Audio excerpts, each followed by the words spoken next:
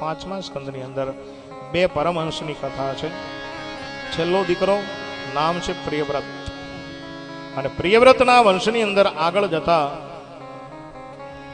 આગરિત થયા છે, અને આગરિતને ત્યાં આગળ જતા નાભી રાજા થયા છે. નાભી રાજાનું લગ્ન મેરુ દેવીની સાથે થયું. એમને ત્યાં જે જન્મ થયો એ વૃષભદેવ તરીકે, જૈનોના પ્રથમ તીર્થંકર વૃષભદેવ. बड़े भाव और श्रद्धा के साथ जय जयकार करें. बोले वृषभदेव भगवान की जय. एक वखत इंद्रએ પરીક્ષા કરી, રાજ્યમાં વરસાદ ન વરસાયો એટલે યોગની વિદ્યાથી વરસાદ વરસાયો. લોકોને પૂછ્યું કે આ વરસાદ ક્યાંથી આવ્યો? બોલે અમારા રાજાએ વરસાયો છે. ઇન્દ્રએ પ્રસન્ન થઈ અને એની દીકરી જયંતીને વૃષભદેવ સાથે પરણાવી 100 દીકરાના જન્મ થયા.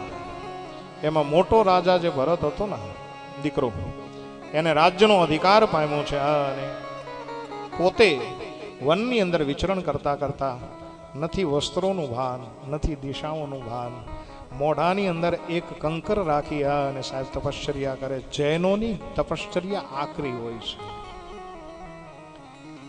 એ તપશ્ચર્યા કરનાર, શીખવાડનાર કોઈ હોય તો 24 અવતારમાંનો એક અવતાર છે. અને વનની અંદર વિહાર કરતા કરતા પોતે મસ્તીથી જીવતા જીવતા પોતાના શરીરને શાંત કરે છે. દુનિયાએ ગાંડા ગણ્યા. વૃષભદેવને વસ્ત્રોનું ભાન નહીં, જેમ મોજ આવે એમ લટાર માર્યા કરે, ભગવાનનું ભજન કર્યા કરે, એટલે દુનિયાએ ગાંડા ગણ્યા. આ તો ગાંડો છે. એવા એવા કોઈ સાધુ સંત તમે જોઈ જાઓ ને તો એ ગાંડા નથી હોતા, એ પરમહંસ હોય છે. યાદ રાખવું હે. અને દુનિયાની મજબૂરીથી જીવવું, સંતો એની મસ્તીમાં જીવતા હોય છે. અને આજ તમને આજના દિવસનું એક સૂત્ર આપું કે મજબૂરીથી નહીં, મસ્તીથી જીવતા શીખી જાઓ. દુનિયા હું કહેશે એ જોવા જાશો ને તો ગુમરાહ થઈ જજો, ભટકી જાઓ. દુનિયા તો રાજી થઈ જ નથી. રામ ને કૃષ્ણ વૈયા ગયા તોય આપણીથી શું થવાનું? એટલે સુધારવાનો પ્રયત્ન ન કરો, સ્વીકારો, આનંદ કરો, મોજ કરો.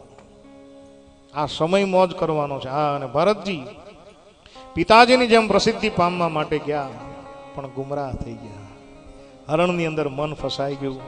રઘુગણ રાજા જ્યારે કપિલ ભગવાનના આશ્રમની અંદર જ્યારે એ ધર્મનો ઉપદેશ લેવા માટે જતા હતા, અને એ જ ભરત હરણમાં આવ્યા, અને હરણમાંથી વળી પાછા બ્રાહ્મણમાં આવ્યા. કેમ કે અંતે મતી સા ગતિ, અંગીરા ગોત્રના બ્રાહ્મણને ત્યાં જન્મ થયો.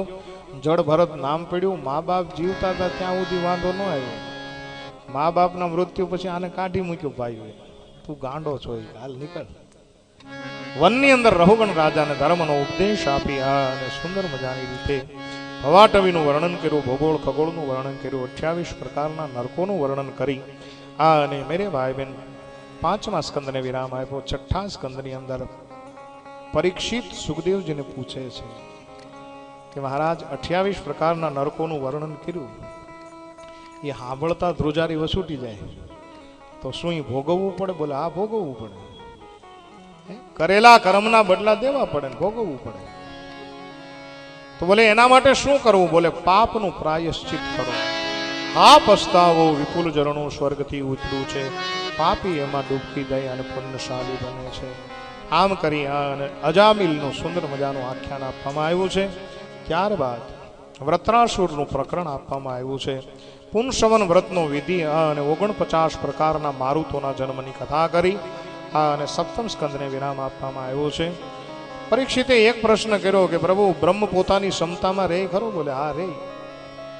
બોલે તો દેવતાઓને સહાય કરી અને દાનવોને થોડાક આમ અળગા કર્યા, એની પાછળનું કારણ શું?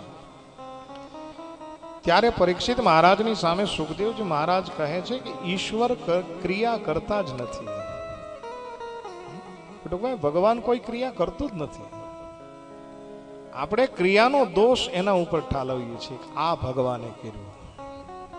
હું તમને સમજાવું કે અહીંથી તમારે હરિદ્વાર જવું હોય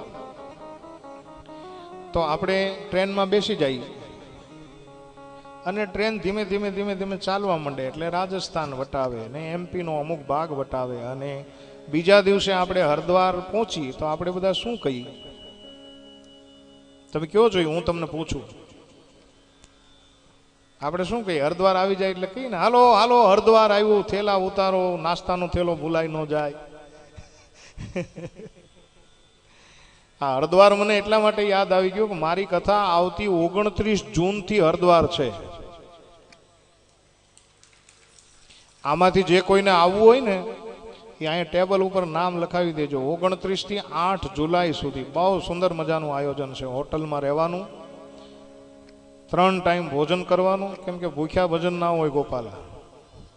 સવારે એક નાસ્તો આવે એ બીજી વાર નો આવે 7 દિવસમાં.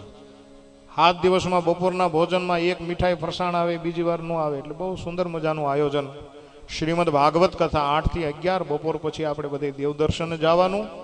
અને પિતૃ તર્પણ વિધિ મુખ્ય અમારો કાર્યક્રમ કે ગંગાના કિનારે એક કટકો હાડકાનો જો અંદર વયો જાય તો 71 પેઢી તરી જાય. અને એવી ગંગાના કિનારે જઈ અને પિતૃ તર્પણ વિધિ, ખાલી એકની નહીં, તમારા પોતાની પેઢી, તમારા શ્વસુર પક્ષની પેઢી અને તમારા મોસાળની પેઢી, આ ત્રણે ત્રણને તારવાનું કામ અમે ત્યાં કરીએ છીએ.